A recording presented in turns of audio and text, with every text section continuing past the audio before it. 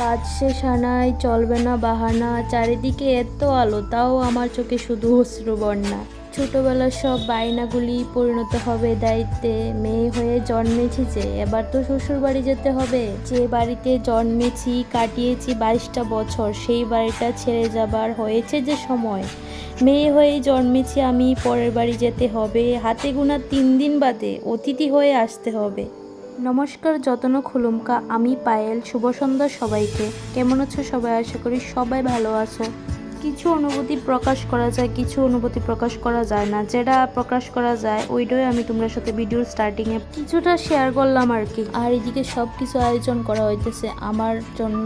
এদিকে আমার মা পান খাইবার মশলা বানাইতেছিল, যেমন এটি হইতেছে জোয়ান। তারপরে এদিকে আছে এদিকে বাড়িতে প্যান্ডেলের খুঁটি বসানি কমপ্লিট হয়ে গেছিল, আর আমি এটি দাঁড়ায় দাঁড়ায় দেখতেছিলাম। কেলিগেছে না, আমি জিনিসটি দেখলে পুরো ভাবুক হয়ে যাইতেছে। এদিকে সব জিনিস রেডি হয়ে গেছে, আমার বিদায় বেলা আয়া পড়তেছে।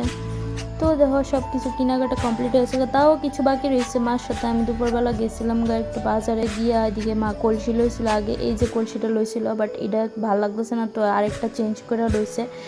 তো তারপরে আয় পড়ছি একটু কাপড়ের দোকানে। সেদিন কিছু জিনিস নিয়েছিল, ইডি মার পছন্দ হয়েছে না, মানে বেশি হয়ে গেছে, তো ইডি বাড়ির থেকে আবার লয়ে আইসে দোকানে, তো ইডি ঘুরাইয়া দিয়ে দিচ্ছে। আর দিয়ে আমি যাইতেছিলাম, আমার পিসিয়ে নিমন্ত্রণ করছে আইবুড়ো ভাত খাইবার লেগা।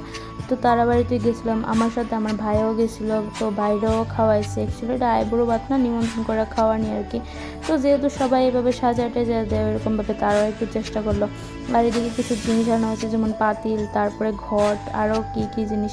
আর আমার বাবু আর ভাই মিল্লা এদিকে রাস্তাটারে একদম পরিষ্কার করে লাইতেছে, মানে আবার একটু ঢালাই দিয়ে লাইতেছে এটারে, কারণ পিছলা হয়ে গেছে বৃষ্টি পড়া। তো আমার ভিডিওটা কেমন লাগছে জানাই। আজকে লেগে এতটুকুই। আমার ফলো করে রেখো এমন ভিডিও পাইতে। টাটা।